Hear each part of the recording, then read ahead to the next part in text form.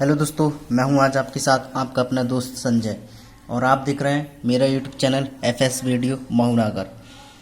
दोस्तों, आज की क्लास में हम आपसे बात करने वाले हैं इंटेरोगेटिव सेंटेंसेस सम रूल्स, यानी कि इंटेरोगेटिव सेंटेंस के कुछ रूल हैं, कुछ नियम हैं जिसको हम आपके सामने पेश करने को जा रहे हैं।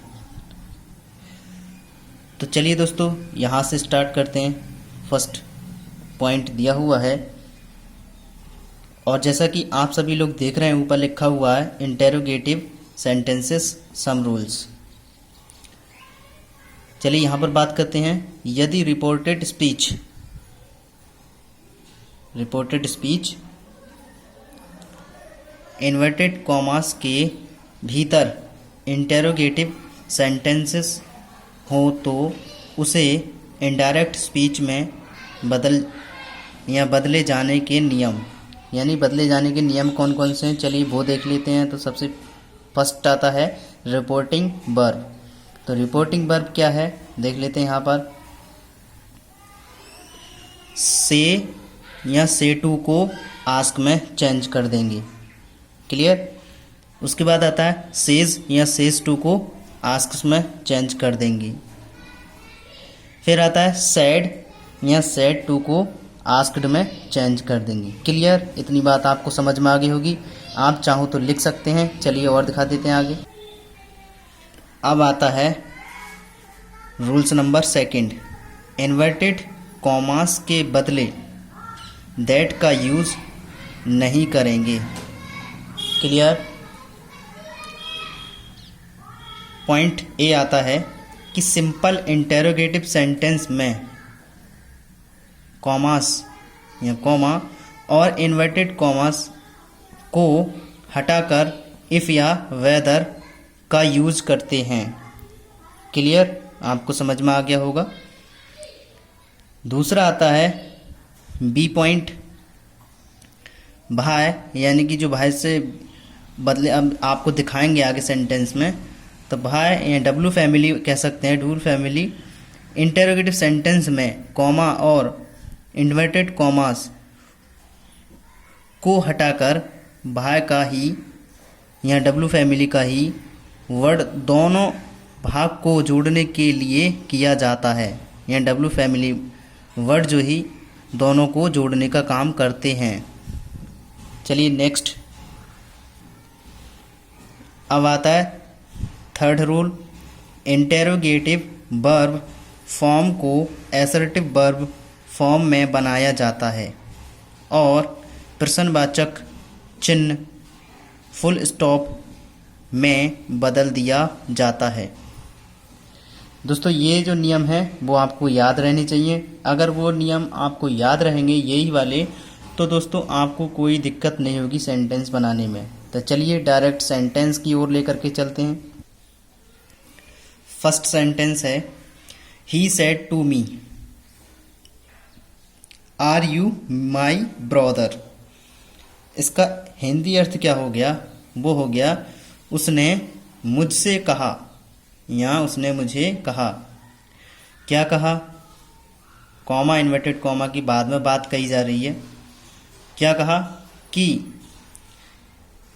आर यू माई ब्रदर, क्या तुम मेरे भाई हो?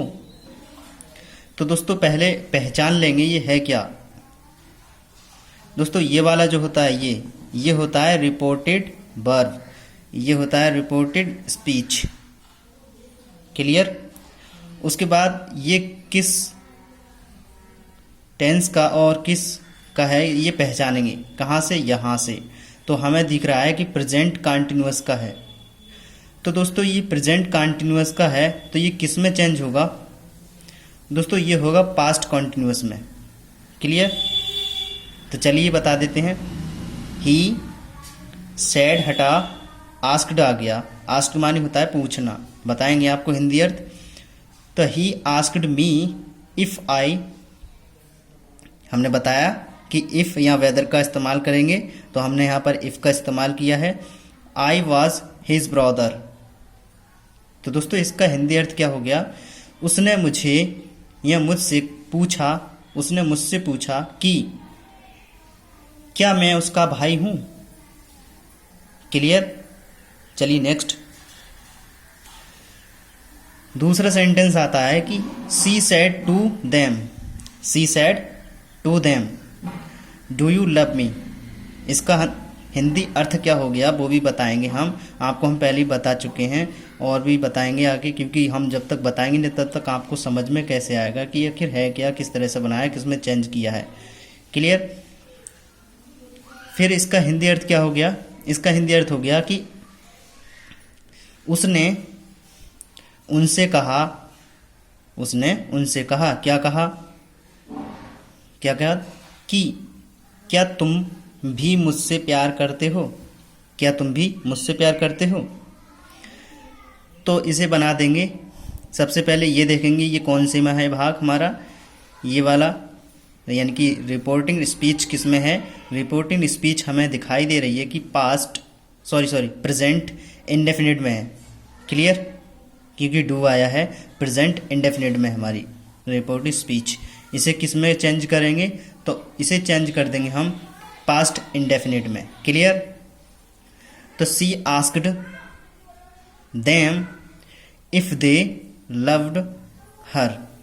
अब दोस्तों यहाँ पे बात करते हैं हम कि यू क्या है हमारा, सेकंड पर्सन, किसके हिसाब से चेंज होगा? ऑब्जेक्ट। ऑब्जेक्ट क्या है? देम। तो देम को किस में कन्वर्ट करेंगे? दे में, तो दे आ गया। और दोस्तों इस वाले सेंटेंस की बात की जाए तो यहाँ पर हमारा यू क्या है? सेकंड पर्सन, किसके हिसाब से? ऑब्जेक्ट। ऑब्जेक्ट क्या है? मी। तो मी को किस में सब्जेक्ट मानेंगे? आई। क्लियर? चलिए next. Ram said to Sita, Ram said to Sita did you go to Lanka. Clear? अब इसका हिंदी अर्थ क्या हो गया वो भी बताएंगे। तो इसका हिंदी अर्थ हो गया कि राम ने सीता से कहा, राम ने सीता से कहा, क्या कहा? क्या आप लंका गईं? क्या आप लंका गईं? तो दोस्तों हमें यहाँ से पहचान लेते हैं हम यहाँ से, और पहचान पड़ता है कि डिड आया है तो इसका मतलब ये हुआ कि पास्ट इंडेफिनिट में और इंटेरोगेटिव में है। क्लियर? तो यहाँ पे आते हैं हम, ये तो हमने पहचान लिया। उसके बाद आते हैं यू क्या है हमारा? सेकंड पर्सन, किसके हिसाब से? ऑब्जेक्ट। ऑब्जेक्ट क्या है? सीता, तो इसलिए यहाँ पर लगाएंगे सी। ओके। उसके बाद में आते हैं इसे, यानी कि गो के लिए हम कर देंगे गॉन, बल्कि थर्ड फॉर्म या सेकंड फॉर्म, तो थर्ड लगाएंगे हम यहाँ पर। तो she gone to Lanka, she gone to Lanka. Clear?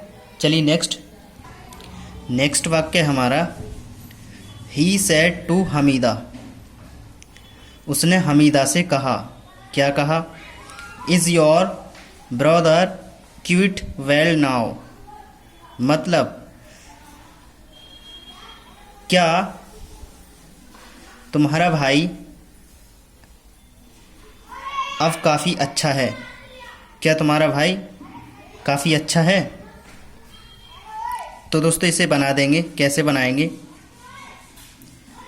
He asked Hamida, यानी कि उन्होंने हमीदा से पूछा, क्या पूछा? इफ़, यानी कि हर क्यों आया? क्योंकि योर क्या है हमारा? पजेसिव है, किसका? यू का।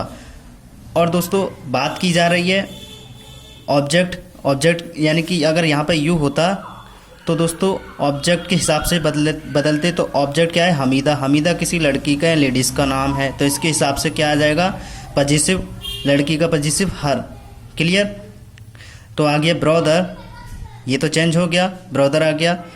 फिर वाज क्यों आया है? तो दोस्तों हमें ये जो वाक्य नज़र आ रहा है वो कौन से में है? पहचानिए ज़रा। प्रेजेंट कंटिन्यूअस में है, तो सीधी सी बात है इसे पास्ट कंटिन्यूअस में चेंज कर देंगे। तो दोस्तों यहाँ तक तो आ गई हमारी बात, क्यूट तक आ गई और वेल भी आ गया। अब नाव को किस में कन्वर्ट करेंगे? नाव को देन में कन्वर्ट कर देंगे। क्लियर? चलिए नेक्स्ट वाक्य। They said how we seen the Taj, they said how we seen the Taj. इसका हिंदी अर्थ के बारे में बात कर लेते हैं। तो यहाँ पर लिख रहा है they said how we seen the Taj, मतलब क्या है? दे मानी उन्होंने, सेड मानी कहा। क्लियर? क्या कहा? तो रिपोर्टिंग स्पीच में कहा जा रहा है कि how we seen the Taj, मतलब हमने ताज को कैसे देखा, हमने ताज को कैसे देखा। तो दोस्तों यहाँ पर हम इसे बनाएंगे तो किस में कैसे, तो चलिए देख लेते हैं। तो दे सैड हटा आस्क्ड आ गया इफ, अब दे क्यों आया है? कंफ्यूज होगी दोस्तों आपको कि दे क्यों आया है। तो हम आपको बता दें वी क्या है, आई वी फर्स्ट पर्सन में जाता है। फर्स्ट पर्सन किसके हिसाब से? सब्जेक्ट, और सब्जेक्ट क्या है? दे। तो दोस्तों यहाँ पर दे आ गया। उसके बाद में हेड, हेड क्यों आया? क्योंकि पास्ट परफेक्ट में पहुंच गई है हमारी कहानी। ओके, तो यहाँ पर seen Taj, they asked if they had seen Taj. Clear? और ये वाली जो कहानी हमारी है वो किस में है? पहचानो।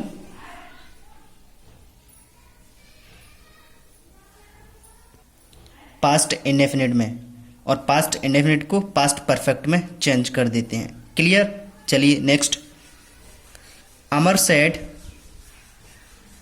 To me why do you not go home. इसका हिंदी अर्थ क्या हो गया? अमर ने मुझसे कहा, अमर ने मुझसे कहा, क्या कहा?